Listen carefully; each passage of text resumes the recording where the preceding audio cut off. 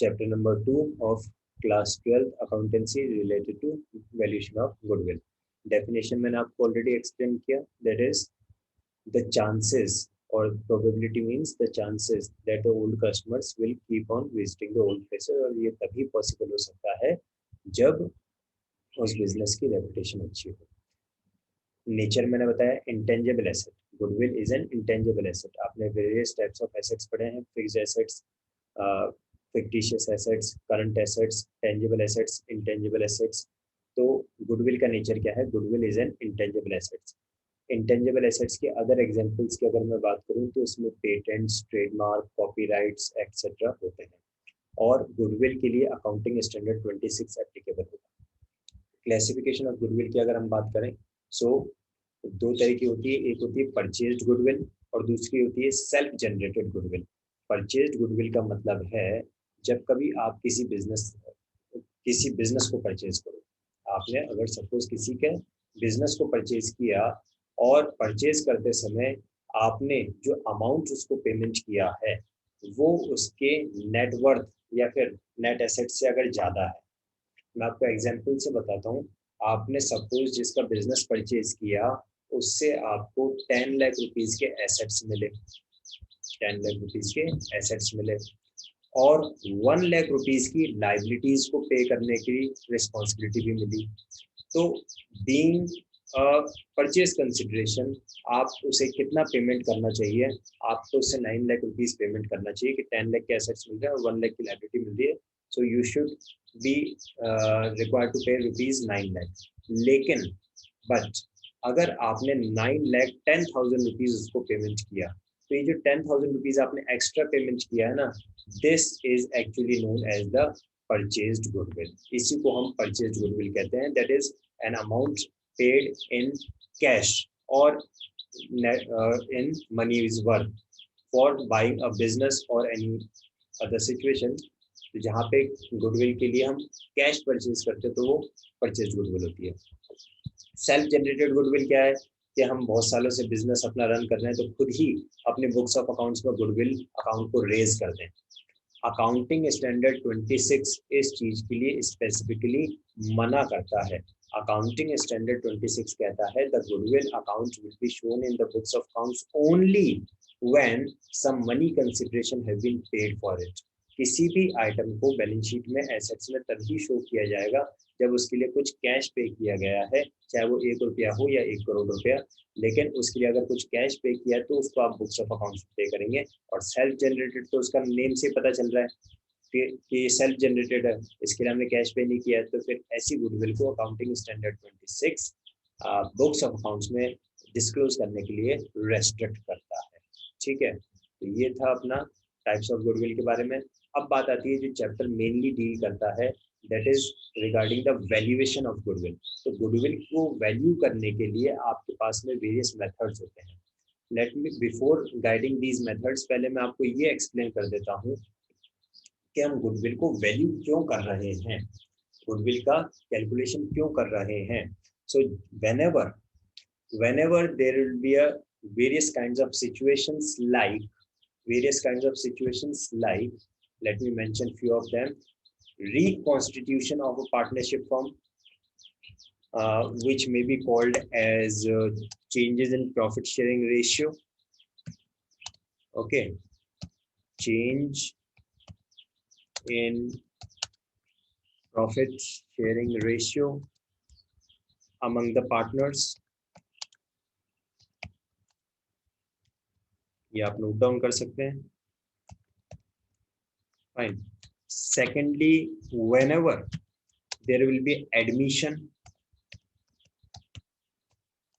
of new partner in the partnership firm, obviously partner तो partnership firm में ही होगा. Fine. Or there will be a retirement or death of a partner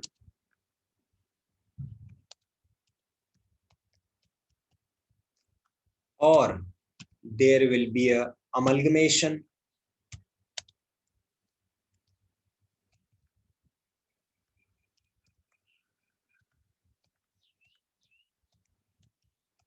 of two partnership firms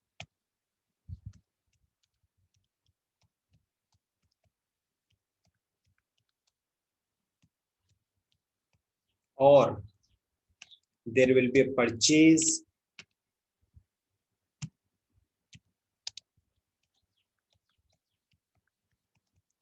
of any running partnership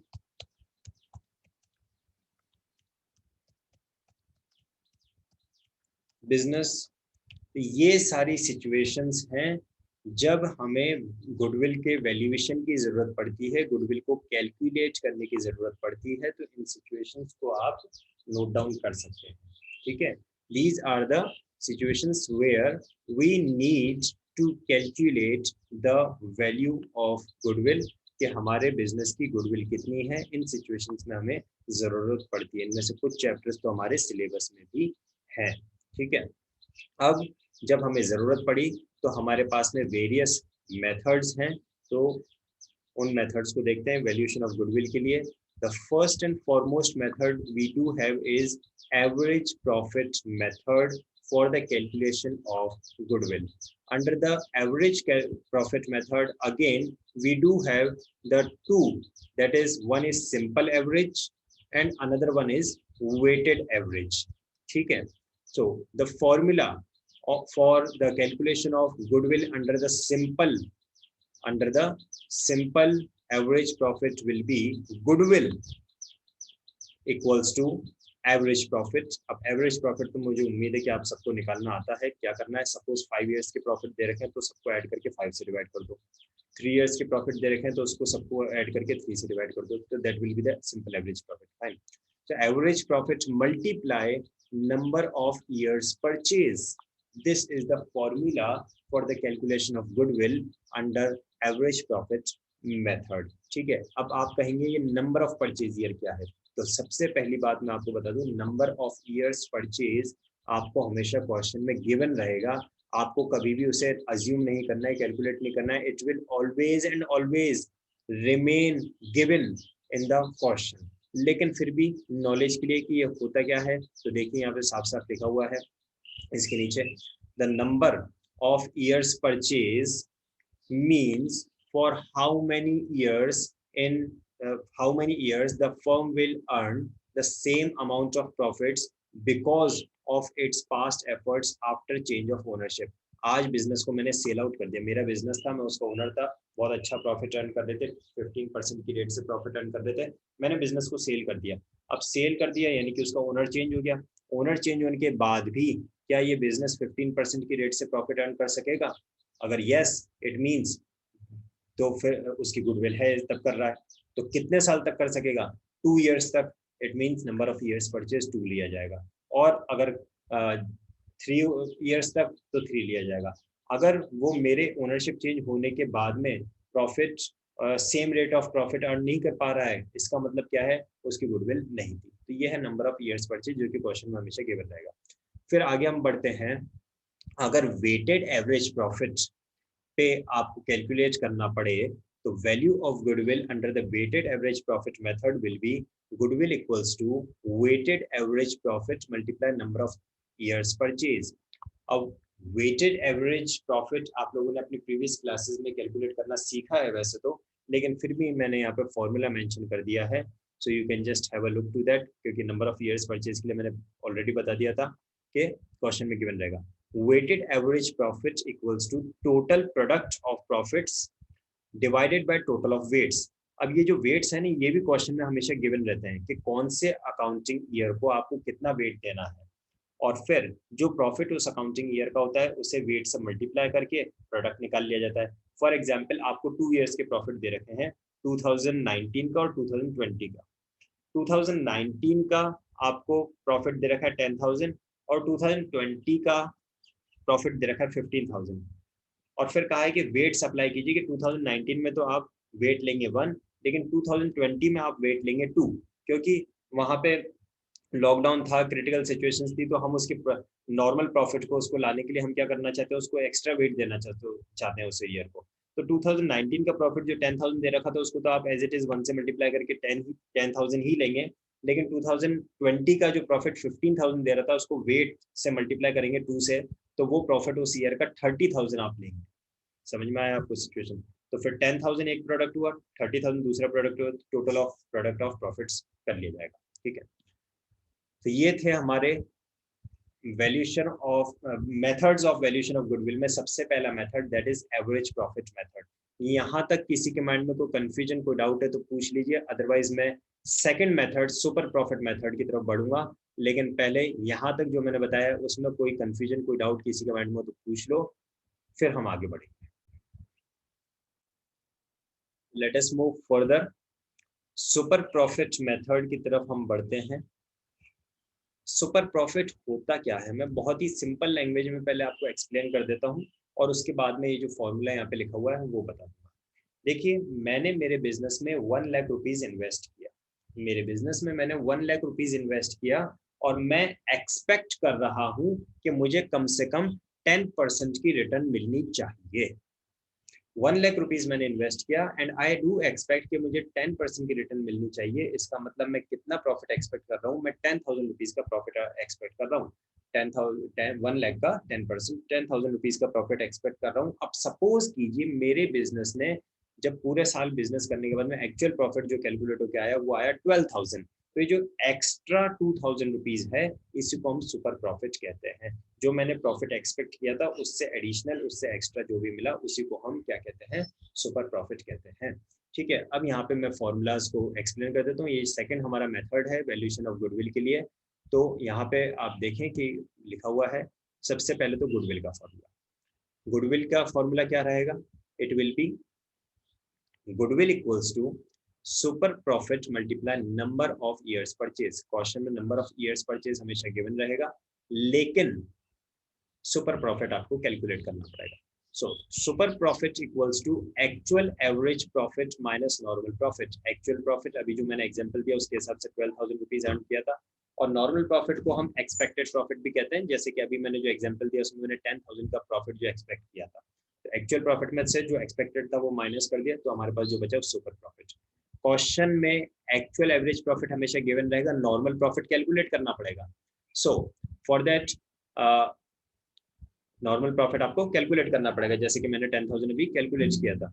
so for that normal profit equals to average capital employed multiply normal rate of return. जो भी आपका average capital employed है multiply normal rate of return. Question में normal rate of return हमेशा given रहेगा, average capital employed आपको calculate करना पड़ेगा। अगर दो कैपिटल एम्प्लॉयड दे रखे हैं, तो अगर आपको सिंगल एक ही कैपिटल एम्प्लॉयड दे रखा है तो कोई टेंशन नहीं है, बट अगर आपको ओपनिंग कैपिटल एम्प्लॉयड और क्लोजिंग कैपिटल एम्प्लॉयड दो दे रखे हैं तो फिर आप एवरेज कैपिटल एम्प्लॉयड कैलकुलेट करेंगे by using a formula opening capital employed plus closing capital employed divided by 2। ठीक है, और कैपिटल एम्प्लॉयड क्या होता है? कैपिटल एम्प्लॉयड को कैलकुलेट करने के लिए हमारे पास में दो फॉर्मूलाज होते हैं। पहला होता है liabilities approach which has the formula that is capital plus free reserves minus fictitious assets, और दूसरा होता है एसेट्स अप्रोच जिसमें हम कैपिटल एम्प्लॉयड कैलकुलेट करते हैं by using the formula all assets other than goodwill, fictitious assets and non trade investment minus outside current liabilities. सारे assets में से आउटसाइड करंट लायबिलिटीज माइनस कर दें तो भी कैपिटल एम्प्लॉयड आ सकता है, या फिर capital plus free reserves minus fictitious asset कर दें तो भी कैपिटल एम्प्लॉयड आ जाएगा। तो ये है हमारी क्या सुपर प्रॉफिट मेथड। ठीक है, कोई कंफ्यूजन कोई डाउट है तो पूछ सकते हैं।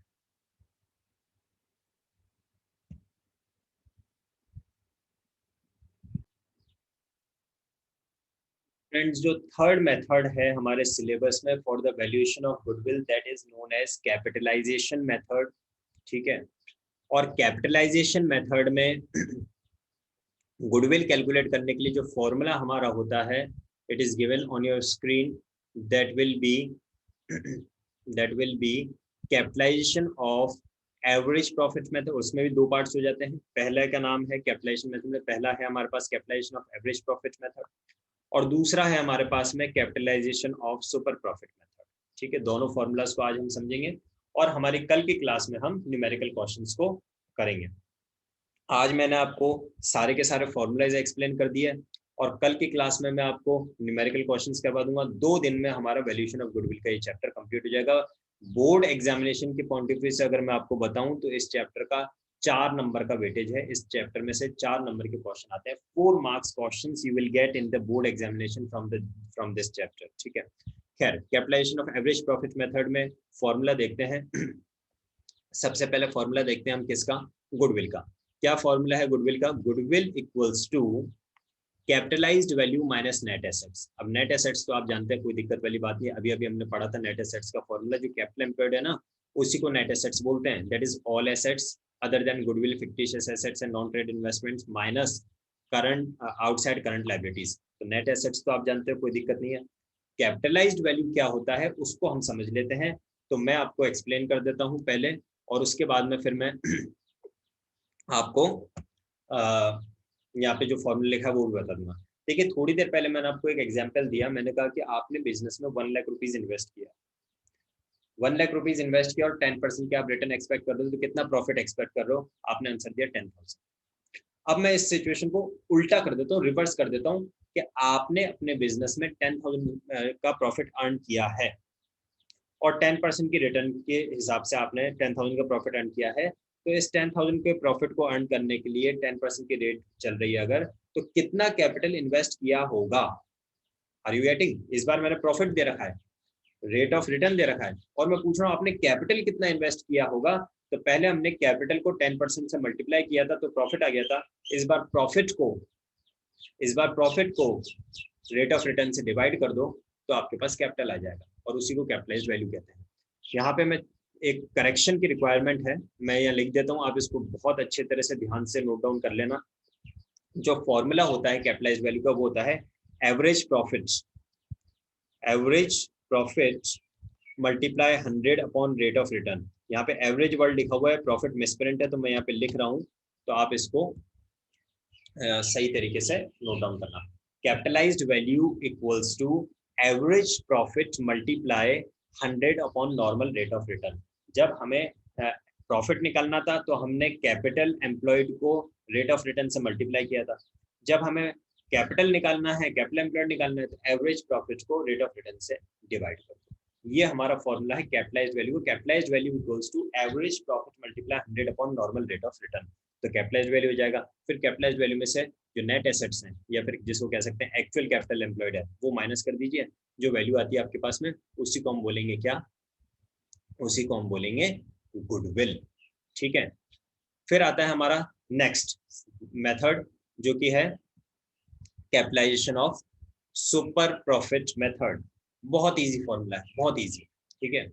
देखिए क्या लिखा हुआ है, goodwill equals to super profit multiply 100 upon normal rate of return, या और भी ज्यादा सिंपल वर्ड्स में बोलूं तो super profit divided by normal rate of return. Normal rate of return हमेशा क्वेश्चन में गिवन रहेगी, और सुपर प्रॉफिट आपको कैसे कैलकुलेट करना है वो मैंने अभी थोड़ी देर पहले आपको एक्सप्लेन किया है ना। Super profit equals to actual profit minus expected profit.